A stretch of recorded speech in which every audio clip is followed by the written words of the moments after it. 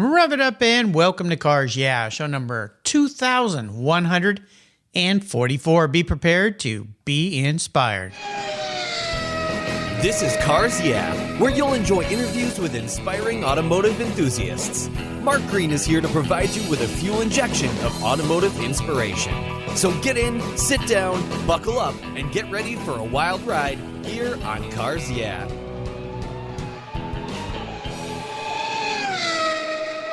Hello, inspiring automotive enthusiasts, and welcome to Cars Yeah. Today I'm back across the pond in Chippenham, if I could say that right, Chippenham in the UK, with a very special guest by the name of Tom DeLange. Tom, welcome to Cars Yeah. Do you have it in gear? And are you ready to release the clutch? I'm all set. All right, we're going to have some fun today. We're going to be talking about some very cool technology and some very cool things that car people love. Wheels, and you guys do the best. But before I introduce you and we dive into your world, what's one little thing that most people don't know about you, Tom?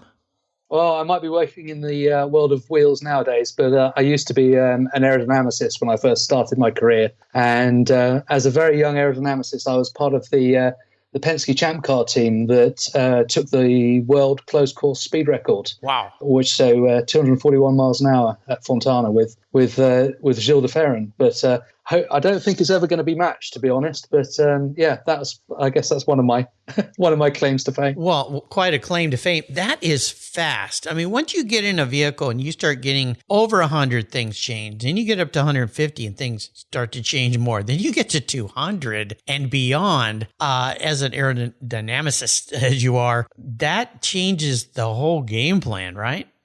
Yeah, absolutely. I mean, drag scales is square of speed. So yeah, things start getting a little bit harder when you start getting up to those speeds. But we've been involved in a few things going at those sort of speeds. It is certainly a different ball game. Yeah, for sure. Well, at those speeds, things have to go around and around on these things called wheels, and that's what we're going to talk about today. So absolutely, allow me to give you a proper introduction. Tom DeLange is the CEO of Dymag. Dymag has been in business since 1974 and is the world leader in carbon hybrid wheels. They are proud to support 3 of the UK's most innovative automotive companies at the Goodwood Festival of Speed, including BAC Radford. Of course, you listeners will remember James Tidmarsh from Radford was on the show here today. In fact, I'm going to be visiting with him during Car Week and get to play with some of their cars out at Laguna Seca.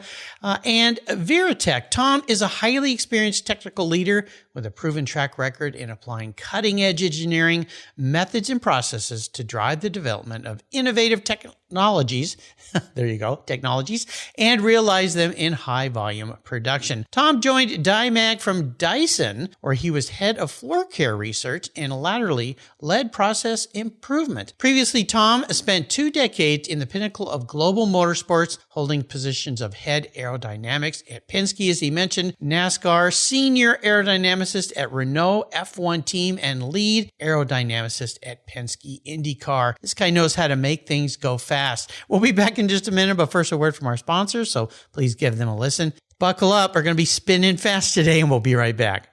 I love Covercraft's new 5-layer all-climate cover. It was developed and engineered for anything Mother Nature can throw our way. It's very soft, breathable, and easy to store and pampers your paint and interior surfaces, providing maximum UV, rain, dust, and snow protection. Add their gust guards for windy conditions for extra protection. Their 5-layer all-climate cover is custom-tailored with Covercraft's attention to detail, form and fit with a quality and attention that's been their standard since 1965. Covercraft protects cars, trucks, motorcycles, RVs, trailers, and watercraft too. Every one of my vehicles is protected by a Covercraft cover. And I have a deal for you. Use the code YEAH21 at covercraft.com and you'll get 10% off your Covercraft order plus free shipping. That's right, 10% off and free shipping. Just type in the word YEAH, Y-E-A-H, 21 at checkout, YEAH21 at covercraft.com. Covercraft, protecting the things that move you.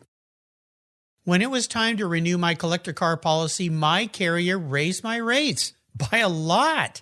But why? My usage was the same, my car's value was the same, and I had never made a claim. I didn't even have a ticket. The only change was their rate, and they had no reason why. What's with that? I researched my options, I spoke to others, and with American Collectors Insurance, what a difference. A live person actually answers the phone. She spent time learning about me and provided a reasonable quote. Why wait until your next premium is due? Give them a call today for your personal agreed value quote. Call 866-AC1-YEAH. That's 866-224-9324. Tell them you're a friend of mine, Mark Green at Cars Yeah. American Collectors Insurance, classic car insurance designed by collectors for collectors, automotive enthusiasts just like you and me. That's American Collectors Insurance.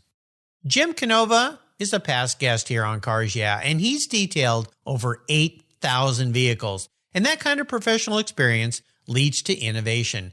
He was tired of uncomfortable stools and creepers and being down on his knees when detailing cars. So as a result, Jim thought, you know what, there must be a better way. And he invented the Bumpy Seat, a fun folding mobile seat design. His unique design gets you off your knees and your bum onto a far more comfortable seating position for all your low-level automotive detailing. The Bumpy Seat, with its patented full flat design, allows you to adjust your position to the task at hand. Convenient side trays hold your car care products, tools, cloths, or a tasty beverage. Built for the toughest driveways and garage tasks, the Bumpy Seat has wheels that roll easily over almost any surface, and it makes a great around-the-home adjustable stool for hobbies, yard work, or take it to the car show. The full flat design makes storage a breeze. Jim has launched an Indiegogo fundraiser, and you can get in on the start of what's sure to be an industry favorite. Go to Indiegogo.com and type in Bumpy Seat, that's Bumbee Seat, to be one of the first in line to start improving your automotive detailing experience today. That's Bumpy Seat on the Indiegogo.com website. And when you're on the Indiegogo site, make notice there's a special code there for Cars Yeah listeners with 2 great discounts. So, Tom, diving deeper into the corner, as I say, is what we're going to do about your life. That's something that you know all about out on the track. But before we talk more about Dymag, I want to go back a little bit into your career, because this time you spent in the racing world, and then you left motorsports and went off to clean floors. That's interesting, but we'll touch on that. But now you're back in the automotive sector. So this career you've had, kind of walk us through how it all started, your racing time or time in the racing world, and then what led you off to a premier company like Dyson. I mean, I kind of get it. Things are spinning fast in a vacuum cleaner and very technologically sound ideas and cutting edge, but now you're back into cars. So walk us through your career path. Well, I guess I've always been interested in cars. Petrol head, as they say in this country, and I don't know why really. My family wasn't interested in it at all, but I wanted to get involved in cars. I was very interested in racing. For some reason, I decided I wanted to become an aerodynamicist, and I wrote to all the racing teams when I was 16, and Penske, who had a UK base at that time in Poole in Dorset, wrote back to me and said, "Yeah, come on over, come for work experience." And wow. I went there when I was 17, and did an internship, stayed with them through university, and played about with cars in wind tunnels, and they offered me a job at the end of university, and just sort of developed from there, really. This is a really great thing for young listeners today. Reach out, write a letter to companies. You would be amazed how many people I've had on the show that have done what you did, Tom, and ended up working at major, I'm talking about Porsche, Lamborghini, Rolls-Royce, Penske, race teams. Just reach out and communicate. I think some people are just a little bit timid and think, well, they'll never read my letter, right? No, well, they need to employ someone, don't they? Someone needs to get those jobs. And I mean, now sort of the other, on the other side of the spectrum, I look for people that have that sort of enthusiasm and that drive, because that's what makes them, effective employees and valuable to the company. You want people who are into it, who want to be there. live to work, not necessarily work to live in that sort of environment. So it's you've got to get after it. So tell us a little bit about your time at Dyson, because Dyson is one of these brands that came on quite a while ago as being very innovative, different, unique, technology oriented. We own Dyson products here in our home. Wonderful things. And what took you away from the racetrack to that brand? Well, I mean, I've been in racing for about 20 years, and I'd had a very enjoyable and fulfilling career. And racing is really, really all consuming, and hats off to people who do it their entire lives, because it does take over your life, and sometimes at the detriment to other things in your life. And for various reasons, I wanted to go back to the UK. I was living in America at that time and had a young family, and wanted to do something that was interesting and exciting, but maybe not quite as full on as motorsport is. So took that decision to move back, and Dyson's a really interesting company. It's about as close to the sort of motorsport ethos in engineering as I've come across. It's really very dynamic, and you get lots of it's very fast paced, and I get bored quite easily. So that was a good thing. I'm surprised you went into the vacuum side versus they have these wonderful air purifiers, heaters and coolers and fans that not only look insane. I mean, you think about the Dyson hand dryers in restrooms. I mean, nobody had ever done anything really. I mean, they had those crummy ones that just blew a lot of hot air on you, but the Dyson, they just kind of blew the thing everywhere. But I was surprised, learning about you, that you weren't in that part of Dyson, but it's all about airflow, right? It's all about a lot of, pretty much everything they do is about airflow. I mean, at the time I joined, the vacuum cleaner bit was the biggest bit, and it still is. It's the bit that makes them the money. It's quite nice working for a part of a company that actually makes lots of money, as opposed to racing that's always looking for money. Looking for money, exactly. Yeah. So spending it. But of course, don't forget they started making a car as well, which was quite an adventure for everyone at Dyson. But I think they decided, James decided in the end that perhaps it was just a little bit too much money, too much investment. Yeah, too much outside. Well, boy, that's a whole nother story. Which is cool. And I think a lot of people don't even know that. But let's go back to Dymag, where you are today. You're CEO of this company that makes some of the coolest wheels I've ever seen. Tell us about, and the fact that the company's been around since 1974 is pretty phenomenal. Tell us about Dymag. What got you there, and what are you guys doing? Well, what got me there is they got in touch with me and asked me if I'd be interested in working for them, and I didn't actually know that much about Dymag before I was approached. Really, I think as a brand we're very well known in the motorcycle industry, but perhaps slightly less well known. Certainly, people of my age group. I'm in my mid-40s. In the auto industry. But the more I learned about it, the more I learned about the sort of the technological journey that Dymag has been on, the more interested I was and excited to join. Really, it's a really interesting company. I mean, as you say, it's been going for almost 50 years, but we're almost like a 50-year-old startup. Really, it's well, that's good. You're bringing your youth back. It is a strange sort of dichotomy, really, because it's we've got people who, our chief designer has been with the company since the 70s, so there's a huge amount of experience within the company. We've learned a lot of things, we've made a lot of mistakes along the way. That's how you learn the best. Exactly. As long as you learn from them.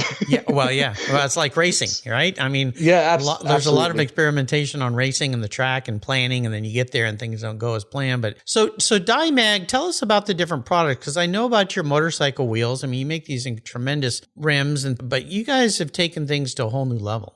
Yeah, we've got some patented technology in the field of carbon fiber rims. So we make what's called what we would call a carbon hybrid wheel, which means it's got a carbon fiber rim which saves lots of weight at the perimeter of the wheel, which is actually where you want to save weight, which I'll come to in a second. And then we have a forged aluminium or aluminum center or forged magnesium center in the middle of the wheel. we feel that gives the best compromise between weight and, structural integrity, because at the end of the day, wheels need to be safe. And the metallic centers are really good for the spokes. It's really good at absorbing heat and taking sort of the impact loads that you get inevitably when you're driving on the road or on the track. But then what you want with a wheel is you want it to be as lightweight as possible.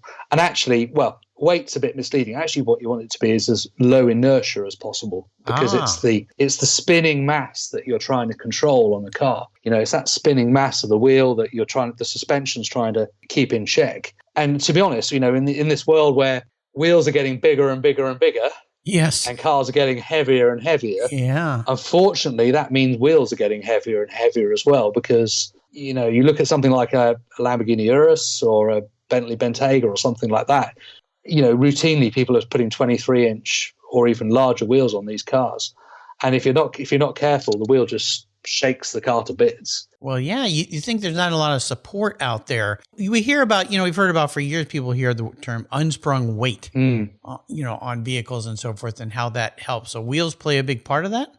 Yeah, no, absolutely. And yeah, so you got two types of unsprung weight. You get you get things like the upright, which on the wheel, which obviously isn't spinning around, which you've got to control, and then the brake discs and the wheels themselves. So that's one of the reasons that things like carbon ceramic brakes that you see on Porsches and things like that are so amazing, because they save a lot of rotating mass as well. And that rotating mass, if you've ever tried to, I'm trying to think of the best analogy for it, really, but it's amazing how much difference that makes in terms of the steering feel on the car, the acceleration and braking, and increasingly important in this day and age, the efficiency of the vehicle, the battery electric range, or the fuel economy. So when I speak to racing guys, they use about a 5-to-1 ratio in terms of the effect of unsprung mass versus sprung mass on the body, in terms of how much difference it makes to the performance of a vehicle. So it's pretty significant. So you mentioned earlier how weight of vehicles is coming up, and now with the onset of EV, well, at least the weight is down at the bottom of the car now versus the front engine, back engine, mid engine, whatever that might be. Has that, or will that, play a part in your technology and your advancement of wheels?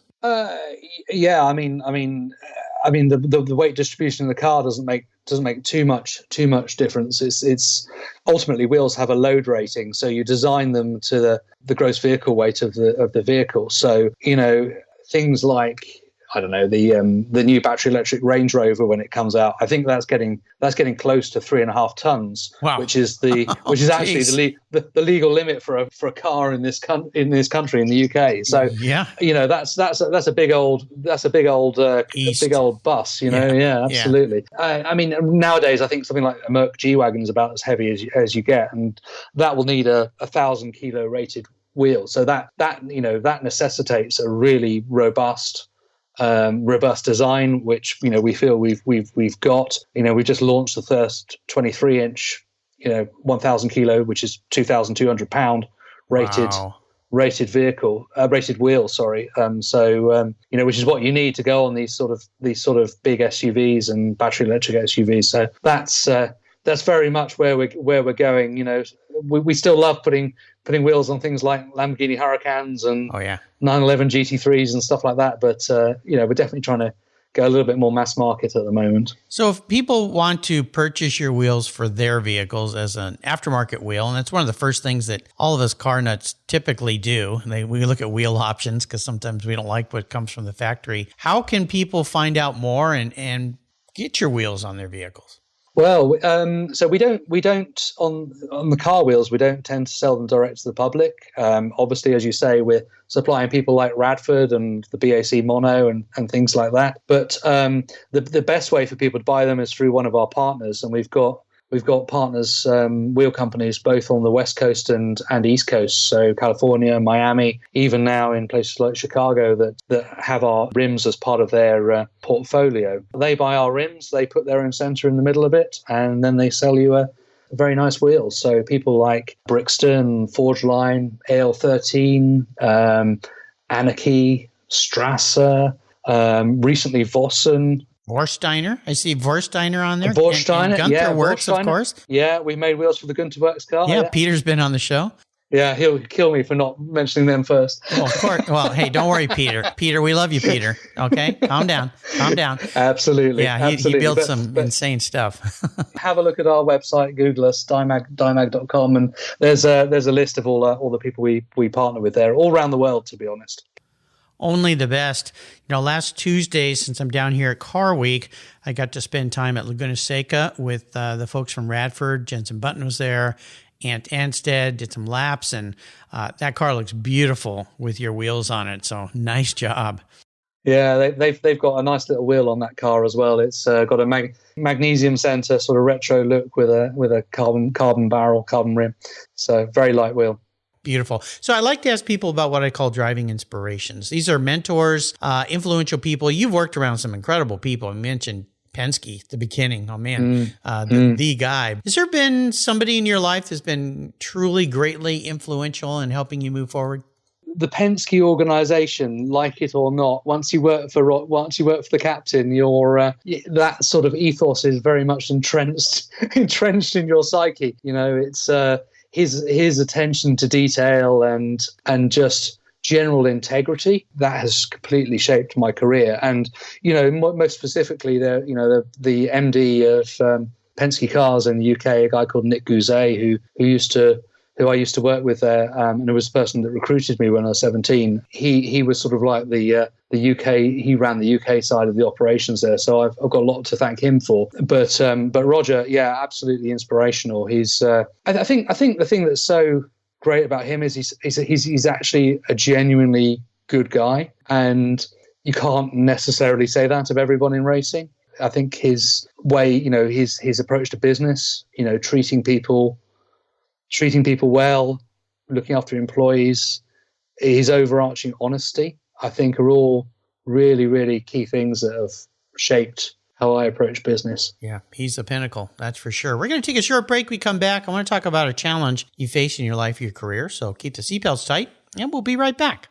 You listeners know that I'm a huge car care fanatic, and my friends at AutoGeek created their Wolfgang Deep Gloss Paint Sealant for perfectionists like you and me. Wolfgang, a deep gloss paint sealant, is designed to provide long-lasting protection and a glossy, slick finish that, well, it's unmatched. The use of polymer technology ensures your paint is protected from environmental contaminants, those damaging UV rays, and lasts up to 3 months long. By providing the glossy look of carnauba wax with the longevity of a synthetic formula, Wolfgang, a deep gloss paint sealant, is the best of both worlds. Go to autogeek.net to get yours for the best product selection on the internet today, along with their skilled technical support. Autogeek.net is where I go for all my detailing needs. That's autogeek.net. Linkage. It's a new quarterly publication and website that covers the automotive market, driving, restoring, collecting, and discovering your passion for motor vehicles. Linkage is about experiences, opinions, and values. Linkage is an actual informed, reasoned opinion based on first-hand experiences. A talented linkage team covers the automotive world, the people who share your passion and mine, smart, considered, rational, and experienced opinions, ones you can learn from and grow. That includes our passion that drives auctions and the collector car market. So come with me and join us on this journey. And be sure to use the code CARSYEAH when you subscribe, and they'll give you $10 off. Boom! Linkage, geared for the automotive life. Subscribe today at linkagemag.com. Today's vehicles are essentially computers on wheels, and it takes more than a wrench and oil to keep them humming. That's why Cars Yeah supports TechForce Foundation, a nonprofit dedicated to driving tomorrow's workforce of skilled technicians forward. Techs keep our cars, trucks, airplanes, and fleets rolling. Yet there's a massive tech shortage because many young people don't know it's no longer a blue-collar job. Today, it's a new-collar career. It involves computers, technology, it's in high demand, you get paid really well, and you can live and work anywhere in the country. I know you're passionate about cars, trucks, and motorcycles, And you can help pass that passion on to the next generation of techs so our rides keep rolling down the road. Visit techforce.org today and learn how. So, Tom, let's talk about this. I always ask what I call the big challenge question. This is something you've come up against. Could be in your life, could be in your business, but it brought you some maybe angst, a little bit of challenge, if you will. Maybe even fell on your face, but you got up and moved forward. It's really more about what it taught you in a positive way, so you could carry that forward. You talked about finding faults or doing things that weren't the way they're supposed to be, but that's how we learn. So take us on a bit of a rough ride around the track here. It's quite a difficult question, really, because it's as I said, I get a little bit bored if I don't have a challenge. Well, that's a good thing. And probably the biggest one is the next one, really. But certainly I've got a massive one ahead of me, in terms of as we scale this business at Dymag. But I think there's lots of examples in racing that I can probably pick on. But I think the biggest one for me was when I left Penske and I went and joined Renault F1 for a few years, and during sort of the Alonso era, when he won his championship in 2006. But then Penske came back to me and said, we really want to win the NASCAR championship. Mm-hmm. Roger had been in NASCAR since the 70s and never won the championship, and there was a lot of motivation there to take that team to the level that the potential it really had. And so I rejoined them in they asked me if I wanted to come back again, so I rejoined them, I think in it must have been about 2009, something like that, end of 2009. And we so along with a guy called Tom German who came over from the IndyCar team, we joined about the same time, and working with all the great guys they already had there, we had to sort of transform that team into, it's sort of like a mini Formula One team. And that cultural shift, that change in how that team operated was massively challenging, really massively challenging, and very, very stressful at times. I'll bet. Because that sort of cultural shift is the biggest thing to do. And NASCAR teams have great big budgets and lots of sponsorship and stuff, but it's changing the way of working was really a big challenge. And ultimately that culminated in a championship, well, two championships, the nationwide championship as it was then for Brad Keselowski in 2011, and ultimately the Sprint Cup championship the year after, which was really nice because it was the last one for Dodge as well. So that was an amazing challenge. Well, you think of NASCAR, I mean, coming from Renault F1 and other racing at Penske and going to NASCAR. Now, those of us who don't work in the NASCAR field, we have this impression of what NASCAR is, and that's because of its old roots way back, kind of a Southern boy racing, good old boy kind of thing. But it's far from that. I mean, it's a serious racing series, huge money, huge. And coming from the UK to the US, that cultural shift for you. Yeah. Lots of balls to juggle there, I would imagine. Yeah, I didn't go too well. Someone speaking like me. Yeah, like what is he doing here? That's funny. Yeah, but I mean, it's like a mini car production car company. These NASCAR teams. When you're racing 36, I mean, that's at that time everything was sheet metal, so it was hand rolled on English wheels. So getting those cars to the level of aerodynamic performance and sort of weight that they needed to get to. Well, and a car body was only lasting one race. I know. I can't imagine. You pretty much reskiing at every race. So if you got, at that time we had two teams in Sprint Cup, two teams in Nationwide, and you're racing 36 times a year. That's a lot of cars to make. It's like restoring a car over and over and over again. Wow. Yeah, at one stage we were taking, we had a scale model wind tunnel program, which we brought in. And at one stage we were taking every single car that we made to the wind tunnel. So every single car went to a full-scale wind tunnel. Oh my gosh! To try and get the quality control, and as an aerodynamicist, it was one of the, I shouldn't say this, but it was one of the most open series I've ever raced in. There were all sorts of things you could do they don't let you do nowadays. But well, that goes back to the NASCAR tradition, right? I mean, just yeah, lots of stories, but that takes place and has taken place. A lot tougher now, but in the old days, I remember the old days of putting fuel inside of roll bars, to have more fuel on board. Let's see if they notice this. Yeah, absolutely. I mean, you were saying about how the forces change when you get over 200, up to 200, over 200 miles an hour, or even over 100 miles an hour. We had that car all the bodywork deflecting all over the place, I think it was fair to say. And it had quite a lot more downforce on it when it was on the track than it did when it was sat there stationary with the NASCAR tech guys leaning against it. Yeah, but, well, those were the days. Those were the days. I always tell people, if you've never been to a NASCAR race, you have to go because it will change your whole opinion, especially if you can get close to the track. Those things are going so fast. They suck the air out of your lungs. So let's talk about a special vehicle in your life. Has there been a car in your life that really stood out? And tell us about that ride. Yeah. I'm afraid it's not a very fast or exotic one. Doesn't have to be. So my parents, when I was growing up, had a Morris 1000, Morris Minor, nice. Which for those of you who don't know was the car that a guy called Alec Isagonis designed before the Mini, and wasn't quite as revolutionary as the Mini, or as quite as didn't handle quite as well as the Mini. I think it's fair to say, but yeah, no, my parents had that throughout my childhood, and I learned to drive on that car, and and this was in the I don't know 1990s, something like that, and so it was a pretty old car at that stage. It was a 1965.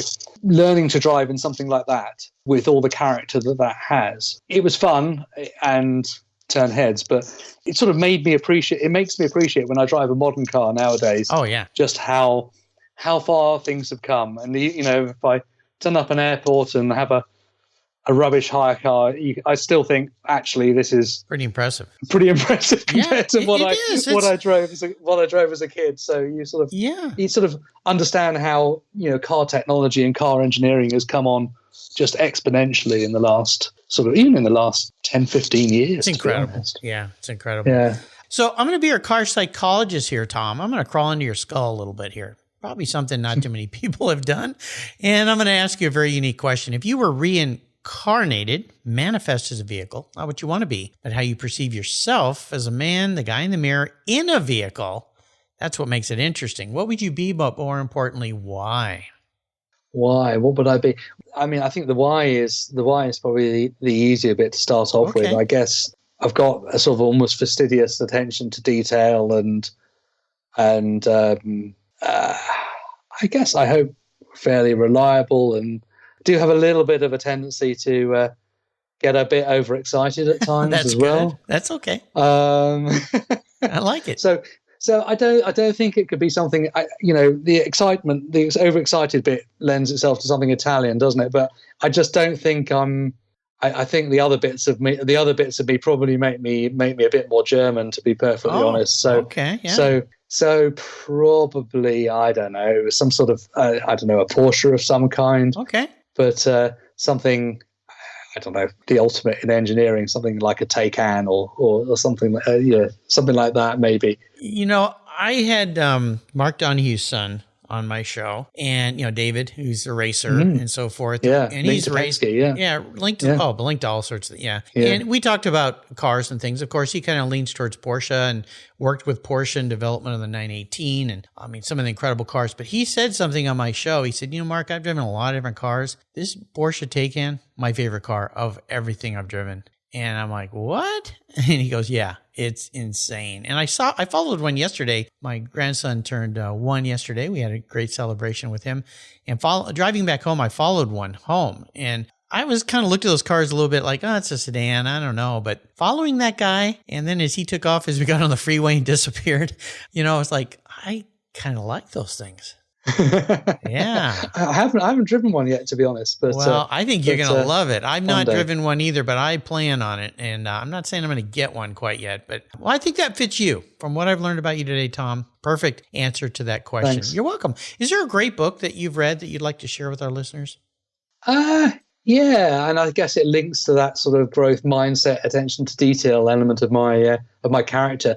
There's a guy called Matthew Syed who's written a number of business books. He used to be a table tennis player, Olympic table tennis player, and he's written some great books. The one that's most well known is called Bounce, and it's sort of about the power of practice and just getting good at things. But the one I really like that he's written is called Black Box Thinking, and it's all about how people learn from mistakes and how certain industries, for example, aviation and things like that, have really put those sort of growth mindset cultures in place to ensure that everything, to ensure that mistakes don't happen twice. And yeah, it's a really, really good read. It has implications for all sorts of elements of life. I like it. Oh, sounds like great books. And you think about aircraft. I mean, when did the Wright brothers fly? I mean, it was less than 100 years ago, was it? Could have been. And you look at where we are now. I mean, holy cow. It's just like, wow. You wonder where we're going to be in the next 100 years. Maybe we'll have those transponders like they have on the Enterprise. You just blink and you evaporate and you end up wherever you want to be. That'd be kind of cool. Just don't get in the cage with the fly. You'll end up like that guy in the movie. That would be a bad deal. So I'm going to enable you to go on the ultimate drive here, Tom. I'm going to provide you with any car. Maybe it's that Taycan. And you can be with anybody, even somebody who's from the past that's not with us anymore. And you can go anywhere you want to go. So sounds like a fun drive. What are you going to be with driving and who? Yeah. So growing up, I used to read a magazine called Motorsport. Mm-hmm. And at that time, one of the journalists, who actually was the editor for a while, was a guy called Dennis Jenkinson. Of course, yeah. Rode with Sir Sterling Moss. That's right. And I think I wasn't sure whether to pick him because he absolutely fascinated me as a real character, and I've read a lot of his columns and a lot of some of his books and things like that. He's he was a very fascinating guy. But I think maybe if I could drive the Mille Miglia route, maybe half of it with Sir Sterling driving and half of it with maybe driving the 300 SLR myself with Jenks, that would be fun. You think? That would be fun. Oh, my gosh. Yeah. Just make sure when you come to that railroad crossing, you duck, because isn't there great photos or stories about them trying to beat the train, going under the guardrail or going under the arm or something? I don't know. I seem to remember a painting done like that. It was astonishing feat. I can't remember what they averaged, whether it was it was over 120, 130 miles an hour for the whole. It's just amazing. Absolutely amazing. Holy cow. And you think about, I believe it was Dennis Jenkinson who created the map that it was on a roll and he would spin it to keep him on track. That was kind of his, if I'm thinking right. That's right. Yeah. Yeah. And I loved his writings too, which of course we can still go back and get. Well, you've taken us on a wonderful ride today, Tom. This has been great fun. Before I let you go, would you share some words of inspiration, a mantra, success quote, something to inspire everybody today? I'm not sure if I've got anything amazingly snappy, but the mantra that I grew up with at Penske was effort equals results, which I do agree with to a great extent. But I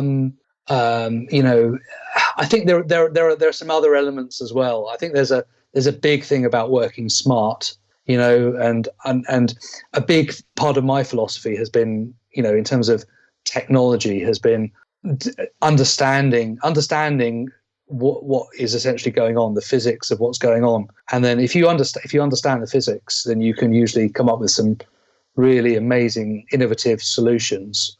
But my high school had a great mantra as well, which I still remember, which was work hard, play hard, and consider other people. And I don't think that's a bad one either, to be honest.